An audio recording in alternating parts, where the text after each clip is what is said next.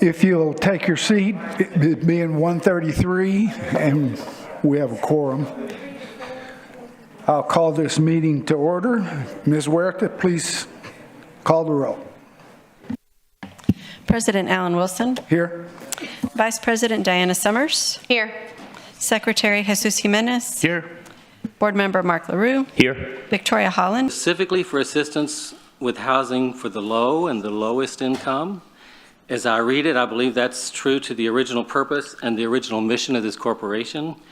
I'm representing the Affordable Housing Task Force, organized by the Ending Homelessness Together team with the coordinating efforts of Jim Klein. Met with via Zoom with Dan McGinn and Jennifer Buxton back in December from the city of Corpus Christi on December 20th, 2024, to discuss the 5-year consolidated plan. Our discussion led to a focus on affordable housing and to the lack of a supply of affordable housing options, even as resources dwindle and become more scarce for those in need of affordable housing. Professional consultant. We do have a nonprofit within our group who has been identified to contract for the services. We look forward to working with the corporation, city staff, Homeless Issues Partnership, and other interested groups to formulate the plan and to ask that this initiative continue to appear on the agenda of future meetings.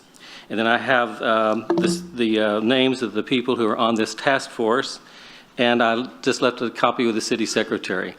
Our task force includes Bart Brazelton with Brazelton Enterprises and Mike Miller with Teal Construction and a number of people with a lived experience of homelessness. So thank you for your consideration. Thank you. Are there any questions? You did good. You got inside the beep. Are there any other public comments? Yes, sir.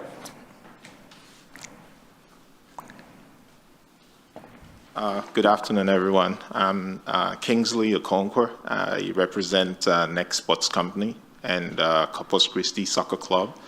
We're developers of the Corpus Christi Sports Complex on Old Brownsville and Cliff Moss. And we did also receive a Type B grant from your group. I'm basically here to give an update on what we have done so far and some of the challenges we've faced. So we broke ground about 14 months ago, and we've had quite some challenges with the weather, with permitting, but we continue to forge through those challenges. And as of today, we're basically about 90% done with our project. We have our 2 top fields installed. We have our lightning all installed for all 8 fields. And we're at the stage that we need to install our grass fields. And for the past 3-4 weeks, we've not been able to do that because of the drought and the lack of water in the city. Because once we install the tops, we will need to water them, otherwise they will die off. So we've been going back and forth with the city and our contractors to try and find an option of what will work. So that we can install the sods of the grass fields that we need. And we know we are caught up for time because our time is running out with the Type B grant we have. And we finally have a plan on how we believe we will be able to overcome some of those challenges with water and have those stuff installed. Because once we have those installed, the project is basically done and ready for use. The plan is to have a concrete plan on writing by Friday that we will transmit to the Type B board to take a look at and give us feedback if that will work. So that's the plan we have, that once we can follow through with one of those 3 plans we have, we'll go ahead and install the sods, and we know that we're 100% done. Are there any questions of the doctor? Okay. We can't take questions. Oh, just so, Oh. yeah. Okay, sorry. Thank you, doctor. Are there any other public comments? Are there any online, Ms. Huerta? No, sir, and no written either. All right. Next on the agenda is the approval of minutes for the Type B Board meeting January 27th of this year. Mr. Jimenez and Dr. Reddy were absent, I believe, that day. Do I have a motion to approve the minutes of that meeting? Motion to approve. Is there a second? Second. Motion and second. Any further discussion? All those in favor say aye. Aye. Opposed? The next item is the approval of minutes for the Type B Board special meeting on February 10th. I would entertain a motion. I need to make a motion to amend the 210 minutes to reflect my abstention from the voting. Oh, okay. On, the line item is Yeah, the drought, yes, contingency Contingency. plan. Okay. Thank you. Ms. Huerta, did you get that amendment? Yes, sir. It's on item number 1, right, on the agenda? Okay. Item number 2, I believe. The special meeting.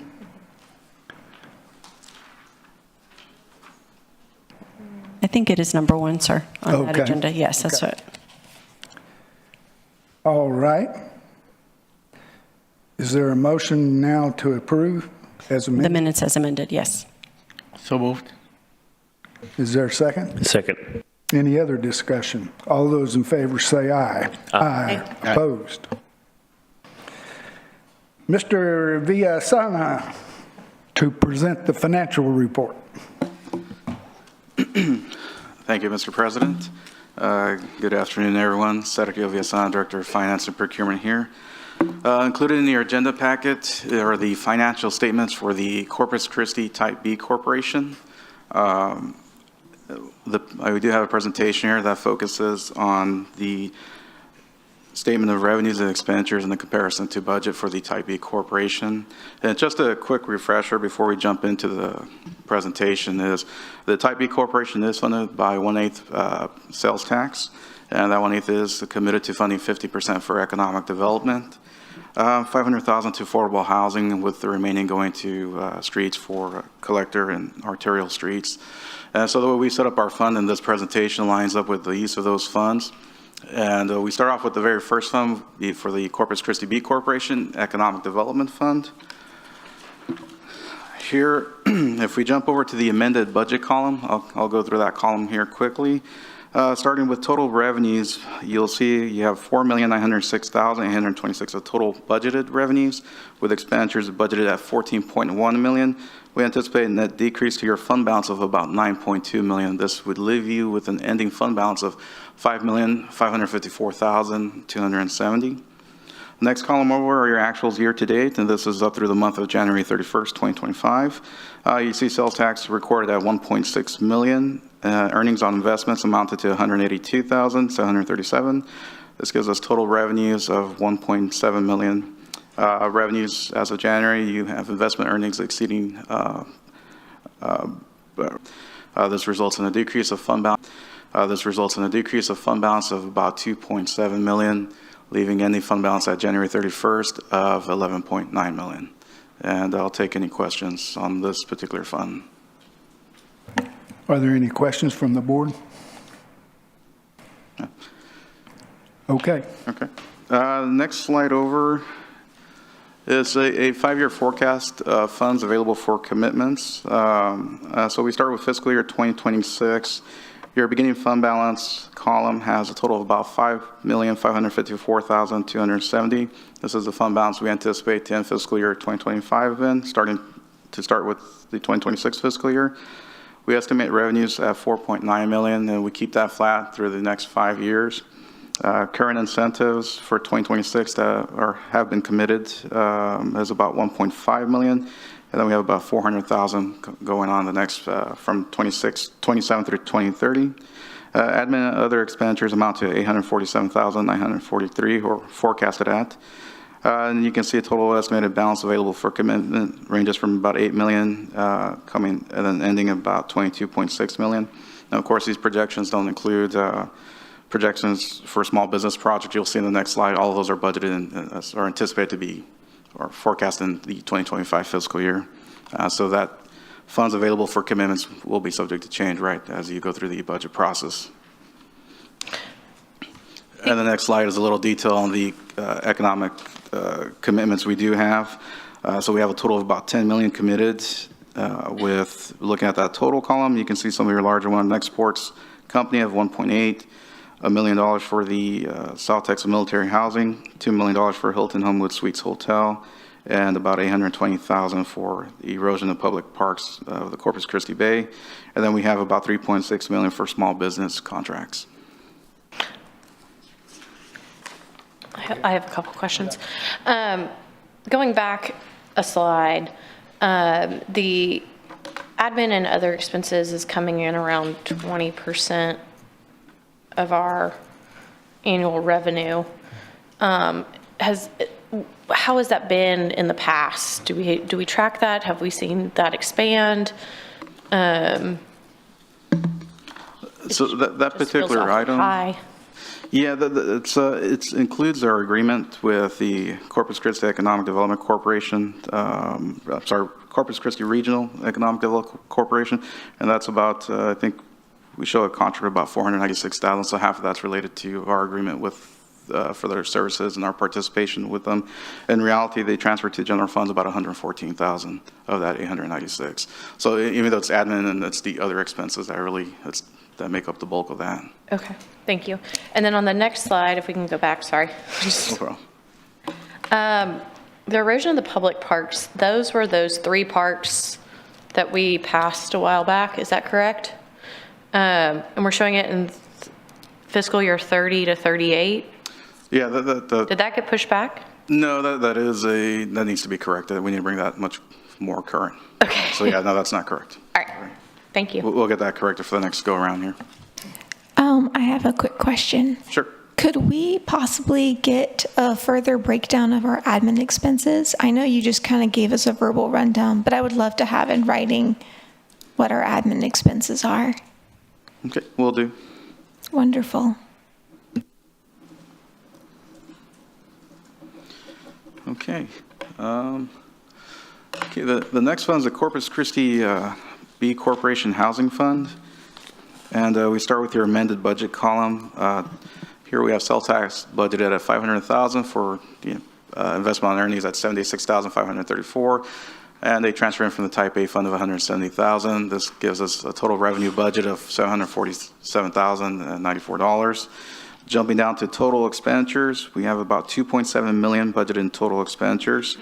This is a reduction. This will lead to a reduction in fund balance of about $1.9 million, leaving you with an ending fund balance of $915,573. Jumping over to the actuals year to date, sales tax revenue has been met year to date. We have total revenues of $720,443. Jumping down to total expenditures, we have expenses amounting to $19,952 for administrative services. This leads to an increase of fund balance of $700,491, leaving us with a ending fund balance as of January 31st of about $3.6 million. And I'll take any questions on the fund, the housing fund. Okay. Next is our slide on our 5-year forecast of funds available for commitments. Here's similar to the previous slide of commitments. We start with our beginning fund balance of fiscal year 2026. We keep revenues flat of $500,000 plus $56,179 for interest. We don't show any current and future incentives, but these funds are committed for housing, and as funds are committed during the budget process, we'll update the schedule accordingly. We do have admin and other expenses of about $69,856. Going over to the last column, total estimated balance available for commitments.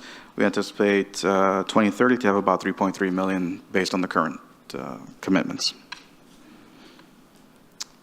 We show, as of January 31st, 2025, a commitment of $1 million for the infill housing incentive program. And I'll take any questions on the housing fund. Sorry.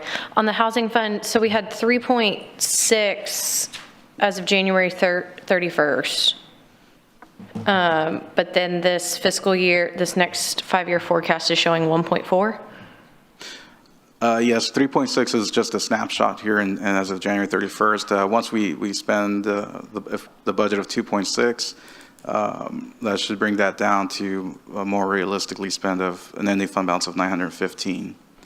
And so your ending fund balance from your amended budget column of 915 jumps over to your beginning balance of 2026. Okay, thank you.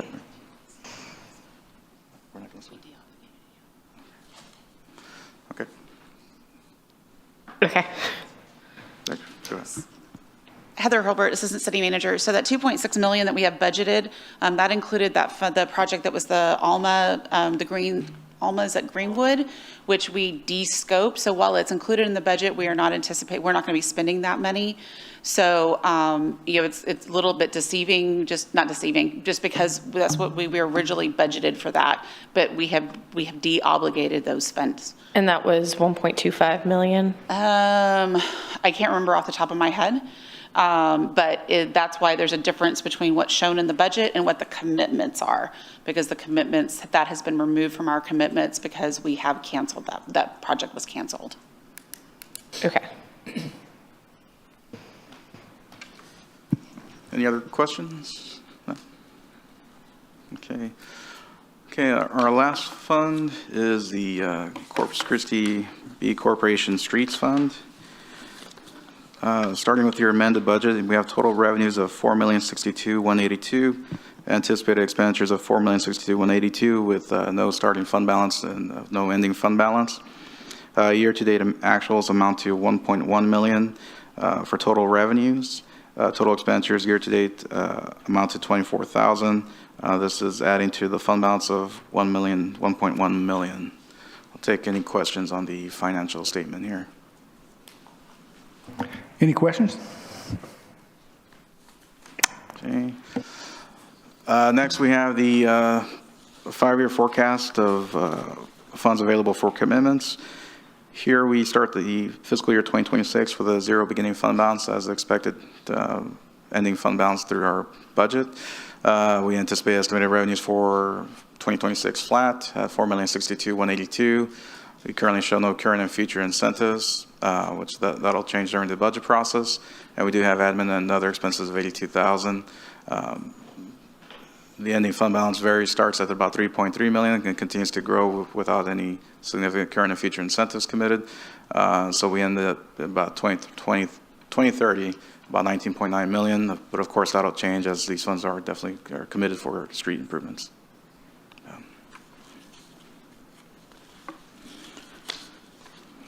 Any questions? Sorry, any questions? And here's a snapshot of what we have committed for 2025. We have about $3.9 million committed to transfer over to the street CIP fund. And the last slide is your sales tax revenue to date. We start with the year-to-date budget column of fiscal year 2025. Budget is $3,068,778. Year-to-date actuals as of fiscal year 2025, as of January 31st, amount to $3,202,193. This leaves actuals over budget by $143,415.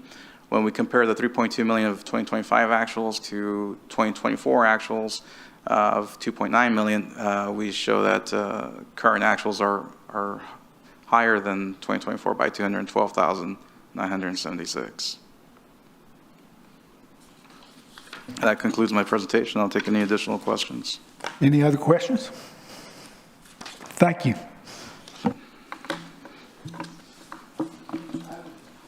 Excuse me. Item F, the board will go into executive session on item 4 per the Texas Government Code section 551.071 and 551.087. We will return.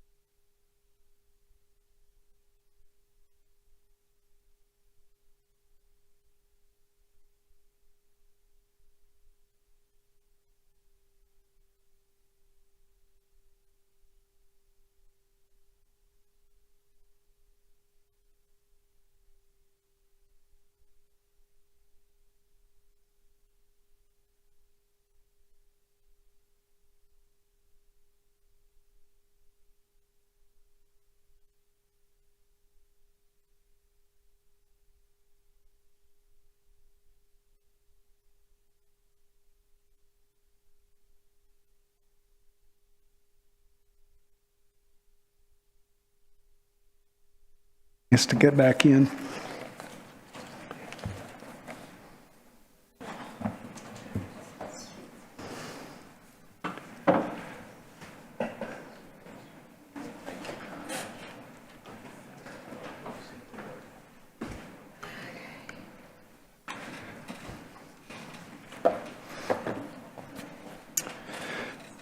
So this meeting is reconvened. My instructions say at this point I'm supposed to tap the gavel. I don't have a gavel. Consider it tapped.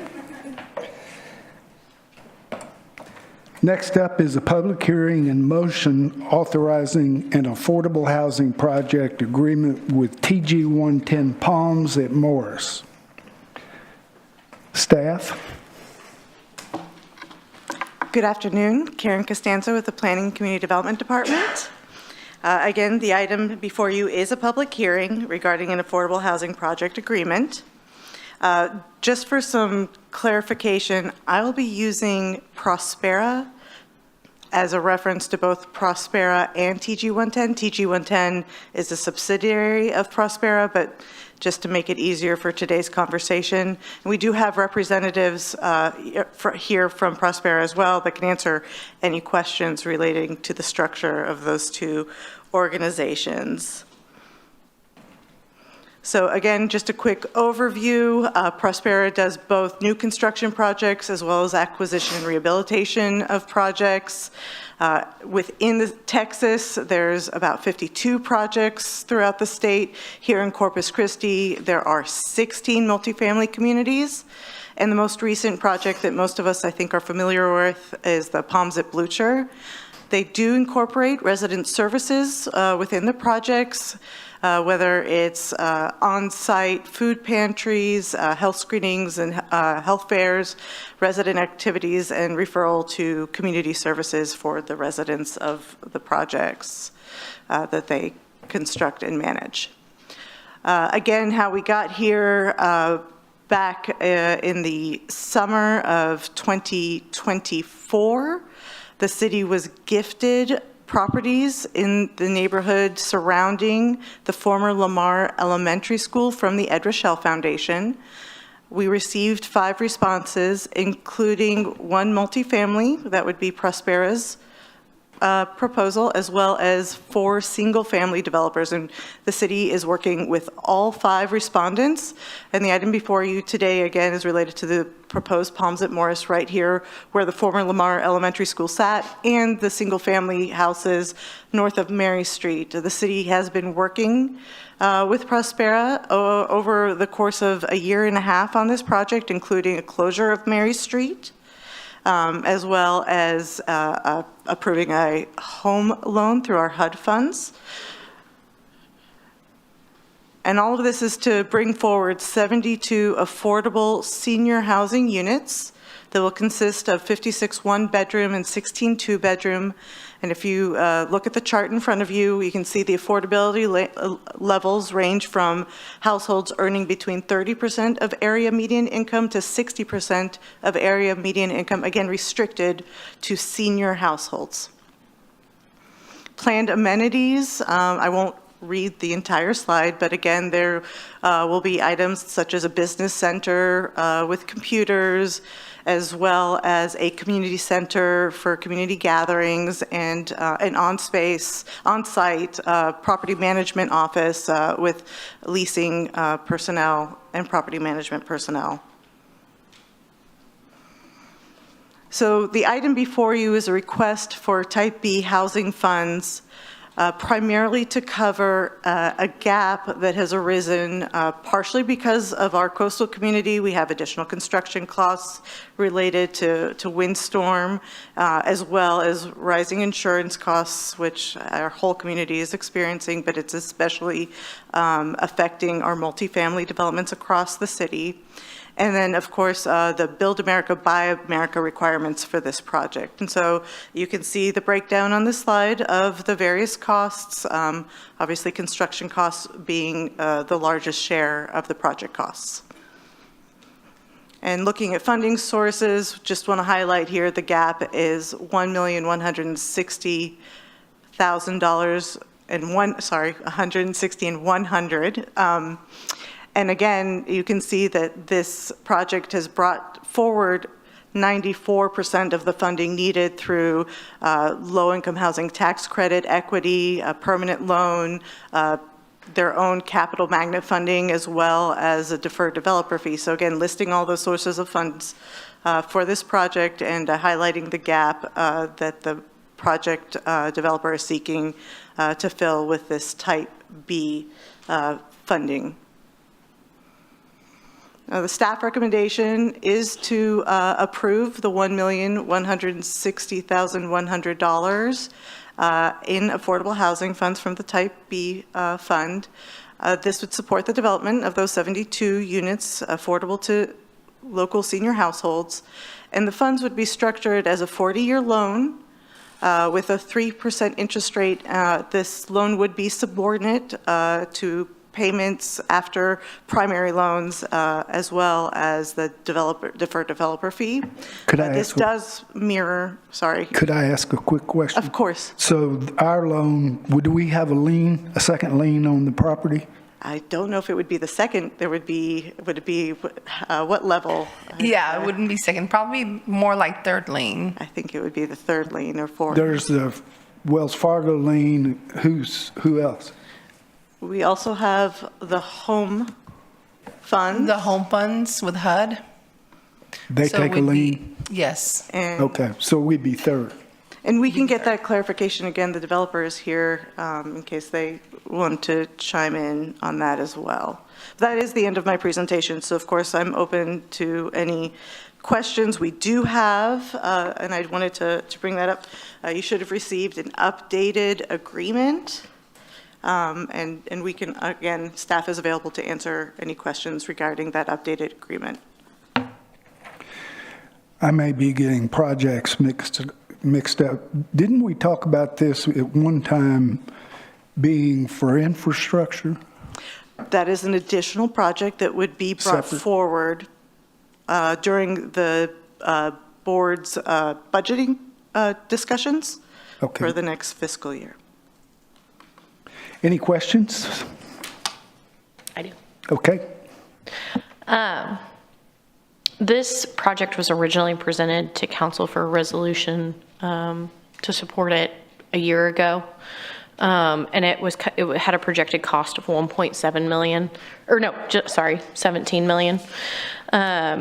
What's driving the almost $2.5 million increase in costs from a year ago?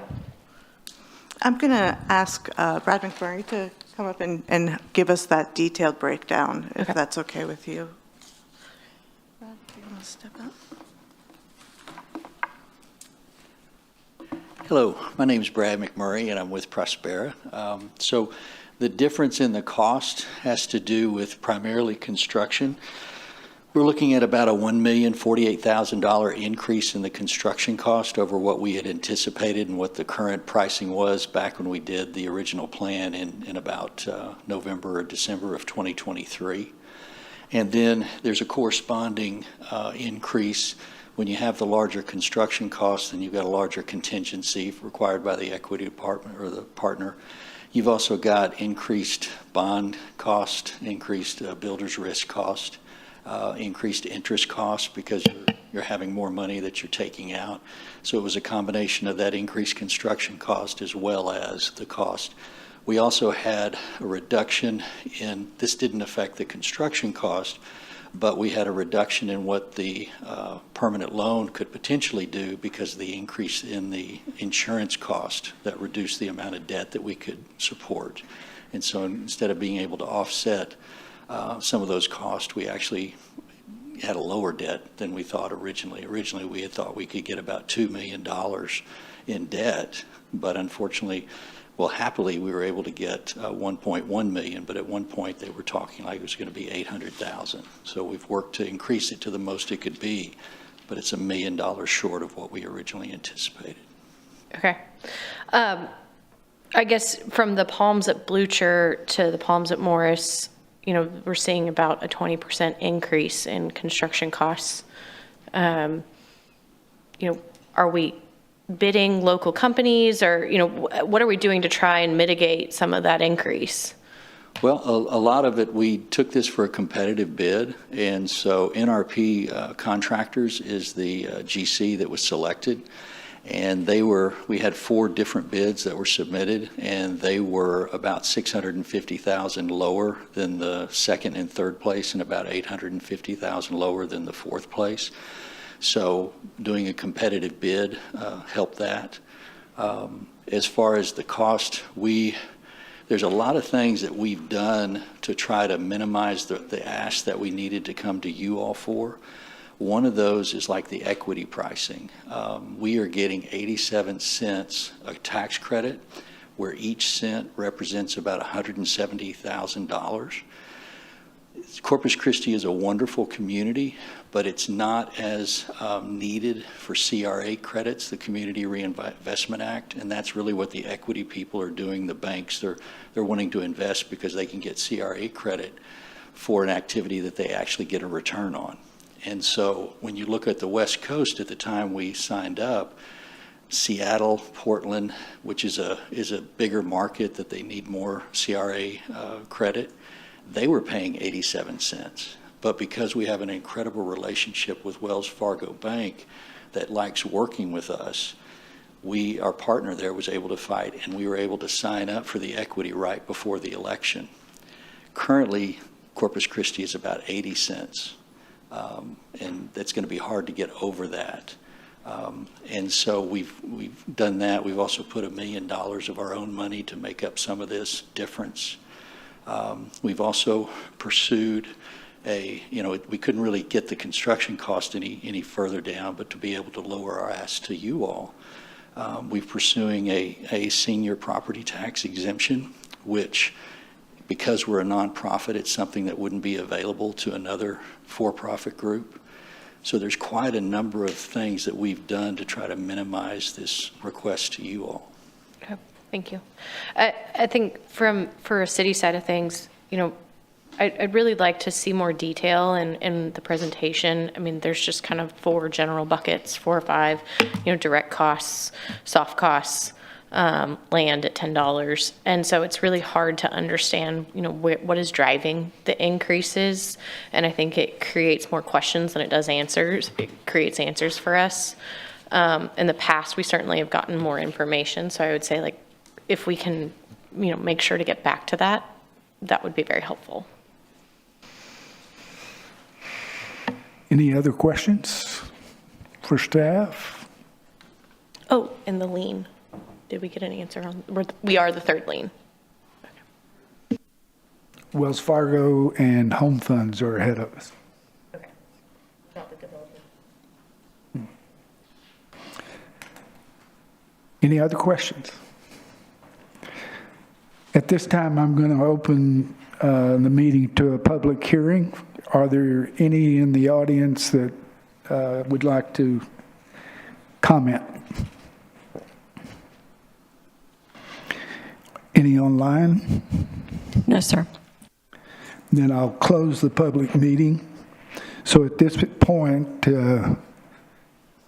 it's appropriate if you'd like to make a motion. I would entertain a motion to approve.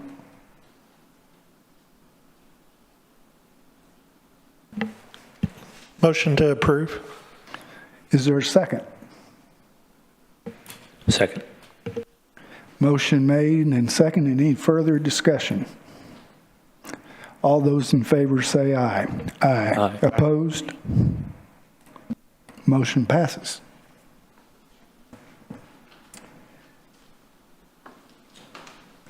Drought Resiliency Workforce Stability Grant. That's a mouthful. See why I couldn't remember it earlier. Arturo. The total funding that came out of this was $2.38 million, of which $2 million was or is the funds that are allocated towards this program. The $380,000 is, of course, the administrative fee for LIFT Fund to administer these funds. The grant opportunity is up to $50,000 per business, which allows us to, roughly speaking, to help about 40 businesses. This doesn't mean that each one of them gets $50,000, but that's just the maximum that they can get if they are awarded. So as I mentioned, it is administered by LIFT Fund. And just a quick timeline. This, on the January 27th, this is where the board was first introduced to this idea, where we wanted to gauge your interest. On February 10th is when we took this as a formal item for consideration. February 11th, this was then taken to City Council for final approval. Again, there was that switch off between general fund and Type B funding. On February 18th was the final second and final reading from City Council, which led us to opening the interest form on February 21st. On March 12th, we held our first virtual meeting, and I'll talk a little bit about that, what that meant and what it means for later if you missed it or if you're still interested. And then which leads us to our most recent update, which is March 14th. It's just the full launch of the program. This was just last Friday, where people can now actually submit their applications, their full applications with everything that we're being asked for from Lift Fund, all the paperwork, all their documentations. So the marketing portion does fall in part with the city. We have been, of course, sending out press releases, doing some media blast. We do have it up on the website. If somebody's interested, they can visit the city website, and it's just a halfway scroll down through the homepage. You can find more information on it. And of course, we have captured some attention of the media, which has led to some interviews and, of course, more dissemination of this program available to the public. As I mentioned, Lift Fund did and will host one final virtual meeting. The last one was held on March 12th from 2 to 3 p.m. And the next one coming up will be on March 20th from 10 a.m. to 11 a.m. Now, for anybody that's watching, this is something that is available both in English and in Spanish. So if you have any questions, you don't have to wonder if this is available for Spanish speakers. It is. So if anybody's interested, the March 20th virtual meeting will be coming up. So anybody that is unable to attend, we will be having a link of it to just kind of rewatch it. If anybody here is interested, I urge anybody in the public to reach out to us, 361-826-4000. Again, 361-826-4000 if you have any questions to get that link. Also, we do have, as part of the commitment that we get from Lift Fund, we do have available personnel that can answer any questions. Those can be directed through this phone number, the 1-800-923-9551, or you guys can email Lift Fund, which of course they are the administrators of this, at sbgrants@liftfund.com.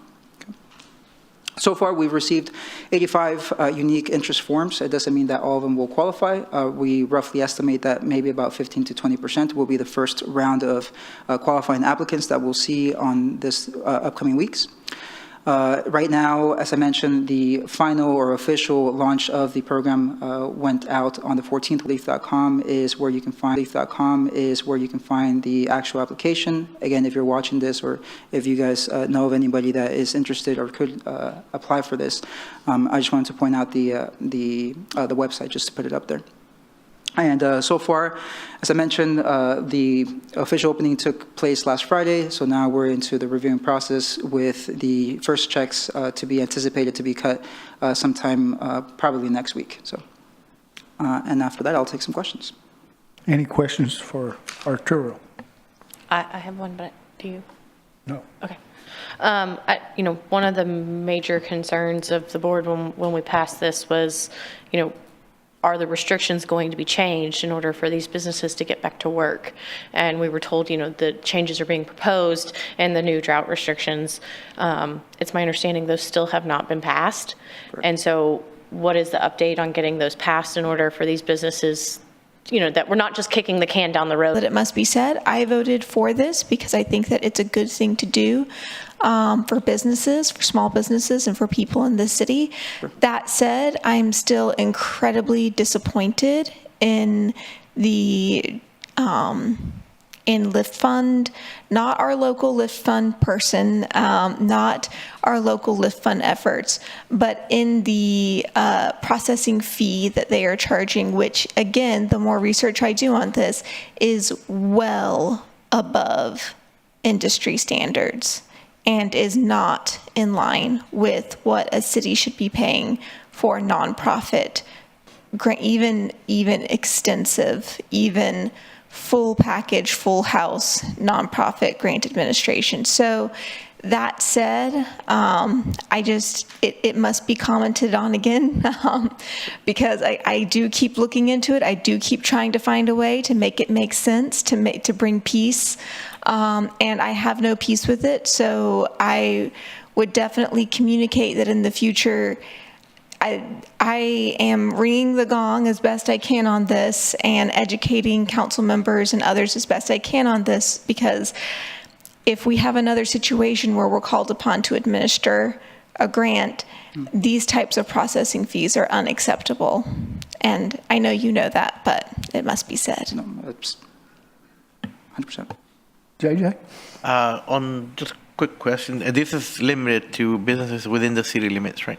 Correct, yes. In order to qualify, you do have to have, your address has to be within city limits. Okay, perfect. And I guess the last thing, if we can get, once all the requirements or regulations are all set, can we get a copy of it? So we Yes, yeah, we can definitely send that over. Thank you. Any other question or comments? Everybody good? Okay, thank you, Arturo. Thank you. Mr. Almaguer?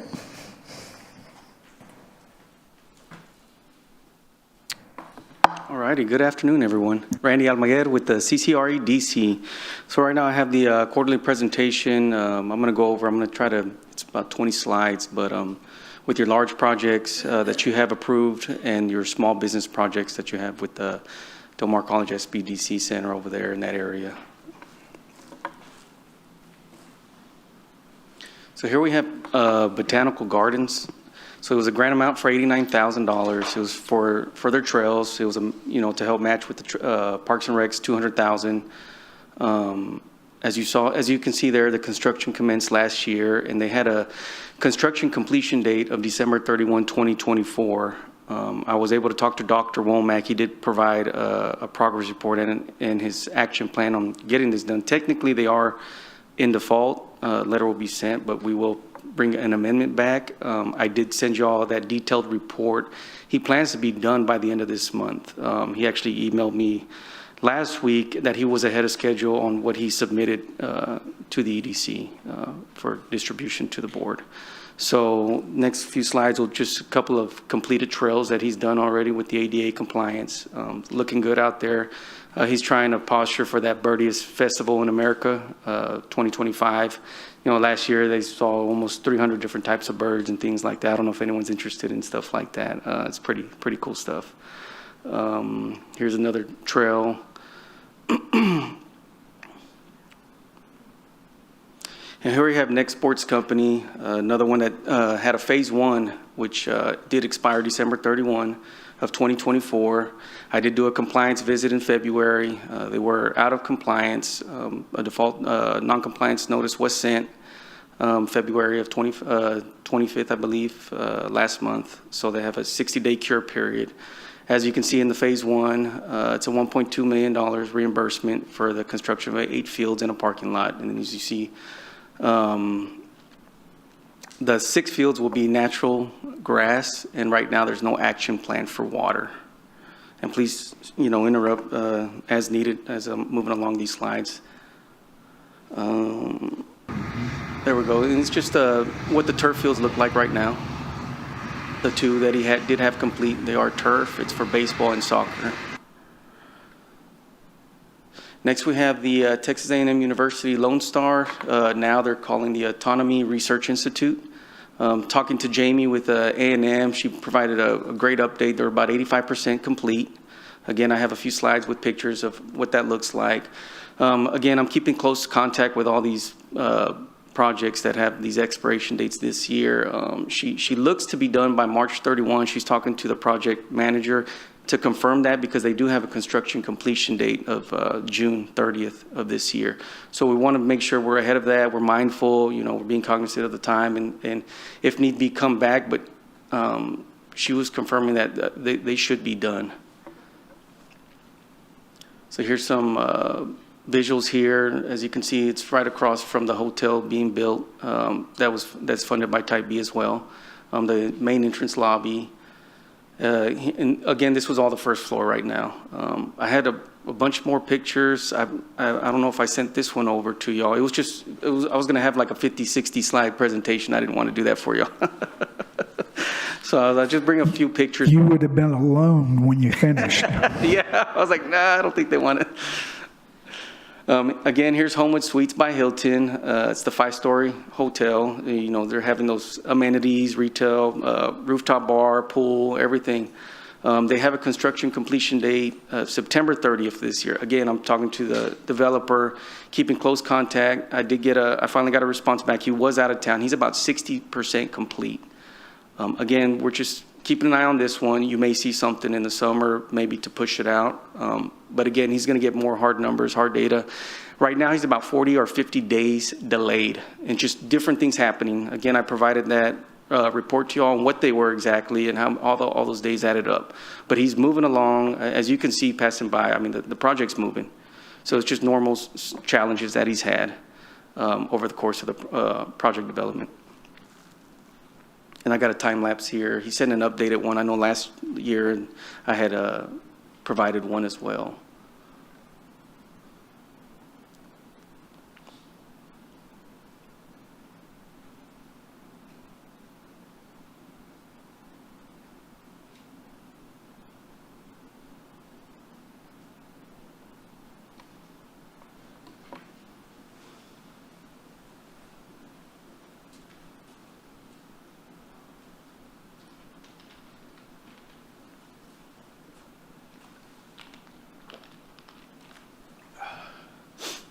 They're about to get their packages submitted for those 5 different. They're about to get their packages submitted for those 5 different programs and enhancing those programs with the equipment needed. So I should start seeing those invoices coming in to get processed. So I'll send y'all updates as those come in as well. It's a 2-year agreement. It expires August 27 of 2026. In the updates, will we get, some numbers of how many students are participating in these programs? Yes, I can. Okay. I can get that. And then here's our South Texas military housing. That's for the Sinatra Admiral's Quarters that got approved. This one finally, last month, got fully funded finally. So just to talk a little bit about that agreement and how it works, it'll be a draw and a quarterly draw at that. And I couldn't find out when it would start. I'm going to reach out to Regis over there with South Texas Military Housing and Crescent and see where we're at. So there may be a July draw or an October, but now that everything's funded, we got a clear line of sight, all the approvals, all the layers that encompass in that. So now I'm going to get into the small business programs. There's 8 of them. The first 2 you'll see are the fiscal year programs. So they started in October. SCORE, as you see, they help, business get started, creating LLCs. And as you can see, that second bullet is their Q1 report from October of last year to December. 304 hours of mentoring, 12 workshops, 182 unique attendees. They had 7 face-to-face cases. If you look down there, it's an $86,700 grant with $52,000 remaining. Again, it's a fiscal year. It expires September 30th, 2025. So can you tell me what the difference is between the 304 hours of mentoring and the 7 face-to-face cases? Yeah, I think so. And are any of the workshops, are those hours included in the 304 mentoring hours? That's a good question. I may have to get back to you on that, board member. Okay. But it's in here. They sent the year report. I sent it over, but no, that's a good question. I'll find out without having to delay the presentation. Okay, just want to make sure this program's getting utilized. If there's only 7 cases, that's my concern. And Lift Fund, here's the interest buy down program with Lift Fund. It's a $150,000 grant. Talking to Laura, they got off to a great start this past fiscal year. As I don't know if y'all remember last year, they were having issues and trouble, but they got off to a great start. They have 116 remaining in that grant, and this one expires September 30th of 2025. So these next 6 here will be the calendar year programs. So what you'll see is FY24 in totality for the remaining 6 slides there you'll see, and then you see where they're at in 25. So for 2024, I know a lot of data points board has been requesting as this program's moved along for A&M internship and Del Mar internship is how many are converting to full-time? You know, how many companies are participating? Are the same companies? Are we getting more, you know, interest? As you can see, 15 new were added across 14 different industries, and they had 9 interns convert to full-time, which is a great data point there. You know, you're always trying to retain talent. As you see, the city has that program with the UT one. You know, people that leave sometimes don't come back. Well, you know, it's another thing to see if you can bring that homegrown talent and keep them here too. So, you know, you're just trying to utilize those internship programs to do that. FY25, they just submitted actually their invoices this week, so you'll see the FY25 update at the next quarterly. In the past, we've gotten a list of the companies that have utilized this program. I think it'd be great if we could continue to get that list. I mean, seeing that there's 62 is great and that there's 15 new ones, but are we getting into different industries, new industries? How are we expanding this program? Because I think in the past it's been pretty condensed into just a few industries. So if we can get kind of an overview of what those 14 are and then what the businesses are, that'd be great. Yes, ma'am. Thank you. And here's Del Mar. There were 18 industries. They had 20 new participants this year. And as you can see, they had 10 interns convert to full-time employees. It was a $130,000 grant for FY24. FY25, they requested 140, and the board did approve that. Again, this was an invoice that got submitted, I think, today, if I'm not mistaken, to start FY25. Here's Apex Accelerators, helping small business connect with local, state, and federal contracts at the procurement process, things like that. FY24 data there, they had 424 unique clients with contracts amounts awarded of $254 million, 75 training events, 930 attendees. They had 7,000 of the grant go back to fund balance. And as you can see for FY25, they requested 110, and the board did approve that, and we'll keep a track on that. Here's a CRC, again, helping small business connect with industry contracts with those multi-year projects in the area. They helped 166 clients. They had contracts totaling right under $1.5 million. It was a $150,000 grant. 462 did go back to fund balance. They again requested 150,000. And here's Cyber Center, again helping small business, you know, with cyber awareness, things of that nature, cyber security practices. They had 22 active clients with advising hours 247. It was a $130,000 grant, and it was fully expended. And they did request $140,000 for this year. And then you have the SBDC FY24 numbers. They had 171 training events with over 2,000 training attendees. They had 208 new jobs and 192 retained. And the grant was fully expended. Again, they requested $150,000 and was approved. Any questions? Any questions? Do we know or do we track what percentage of those who use these services who are veterans in this area? That's a good question. I can ask. Thank you. They have great data points over there. I'm sure they do, but I don't want to say yes. But if it's not, it'll be something that they can implement. Thank you. Yes, ma'am. Any other questions or comments? Thank you, Mr. Almaguer. Thank you all. Any report from the city? No, sir. All right. There being no further business, we stand adjourned.